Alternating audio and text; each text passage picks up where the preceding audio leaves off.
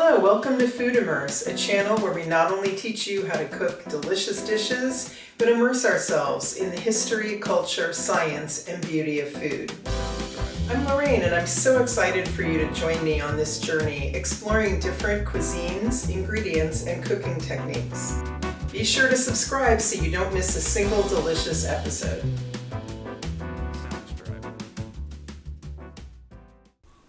Two coleslaws.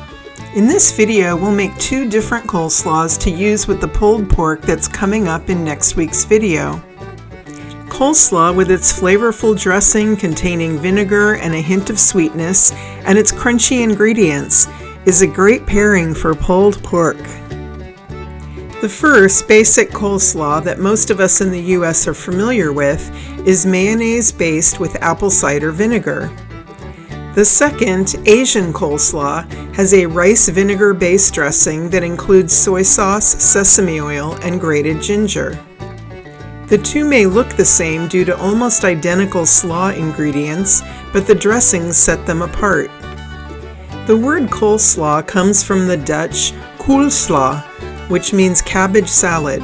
Dutch settlers are believed to have introduced coleslaw to North America in the 18th century.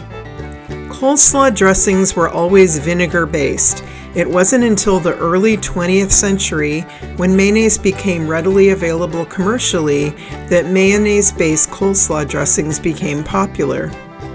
Coleslaw tastes best when it sits in the dressing for 2 to 4 hours before serving, so the cabbage can absorb the flavors and soften a bit. Any longer though, and it will start to get soggy. One thing to note with both of these dressings, the ingredient amounts are very flexible and up to the individual cook's taste. The ingredient quantities here are a good base starting point. Once you create the base, keep tasting and add more of any ingredient to adjust to the balance that you like. Alright, let's get cooking. Basic coleslaw.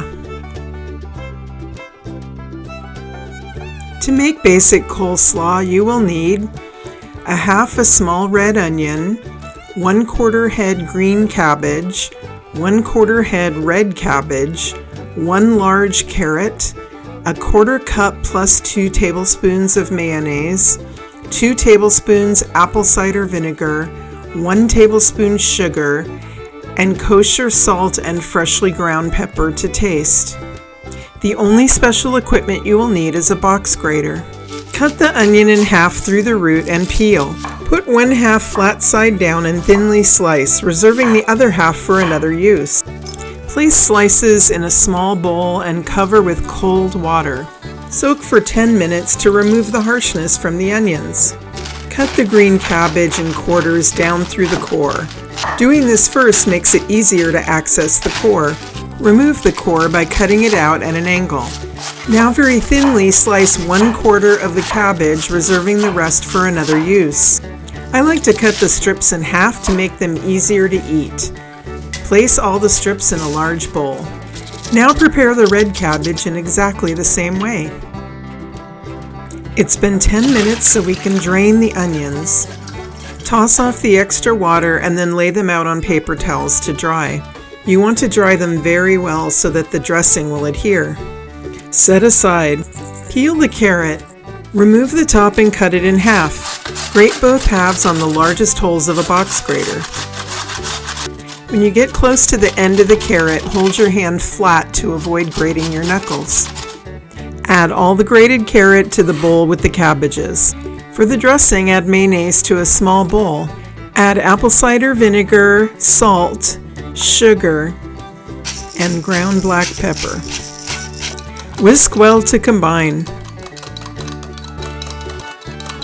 Taste for balance. You may want to add salt, pepper, sugar, or vinegar. Add the red onion, which should be nice and dry. Pour on the dressing, toss, and allow to sit for 2 to 4 hours in the refrigerator before serving.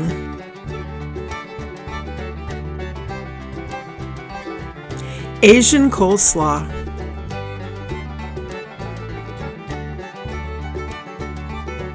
To make Asian coleslaw, you will need 1/4 head green cabbage, 1/4 head red cabbage, 3 green onions, 1 large carrot, 1 bunch cilantro. Optional toppings include 2 tablespoons toasted sesame seeds or 3 tablespoons chopped roasted peanuts. For the dressing, you will need 3 tablespoons olive oil, 1 tablespoon toasted sesame oil, 1/4 cup rice vinegar, 3 tablespoons sugar, agave, or honey, 1 tablespoon soy sauce, 1 to 2 inch piece of fresh ginger, 1 garlic clove, a ½ teaspoon salt, and a ½ teaspoon of chili paste. For special equipment, you will need a box grater and a microplane grater. Cut the green cabbage in quarters down through the core. Doing this first makes it easier to access the core. Remove the core by cutting it out at an angle. Now very thinly slice 1/4 of the cabbage, reserving the rest for another use. I like to cut the strips in half to make them easier to eat. Place all the strips in a large bowl. Now prepare the red cabbage in exactly the same way. Add to the bowl. Remove the roots and tips of the green onions. Now slice the entire onion, green and white parts. Add to the bowl. Peel the carrot. Remove the top and cut it in half. Grate both halves on the largest holes of a box grater. When you get close to the end of the carrot, hold your hand flat to avoid grating your knuckles. Add all the grated carrot to the bowl with the cabbages. Cut the top half off the bunch of cilantro and then pull the leaves off to make roughly 1 cup. The leaves should remain whole. Add to the bowl. To start the dressing, cut the end and any small knobs off the ginger. Use a thin spoon to scrape off the skin about halfway down.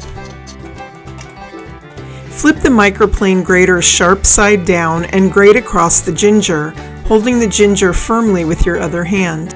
When you have about 1 tablespoon, use your finger or a spoon to slide it into a small bowl. Peel and finely mince the garlic.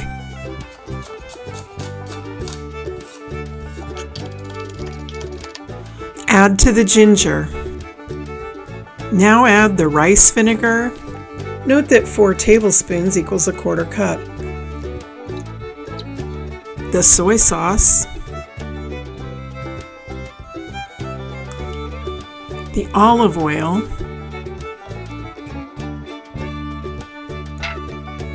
And the honey.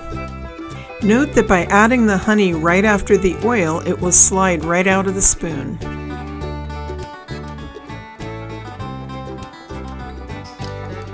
Add the salt, the chili paste, and the sesame oil. Whisk thoroughly. Be sure to taste and adjust any ingredients as needed. Pour over slaw ingredients, toss well, and allow to sit for 2 to 4 hours before serving. Add the optional peanuts or sesame seeds right before plating.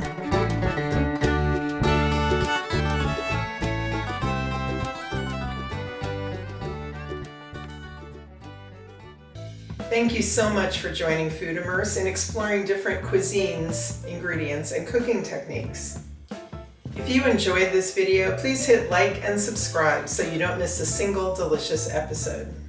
If you make this dish, I would love to hear about it in the comments or shoot me an email. Until next time, cheers to good food.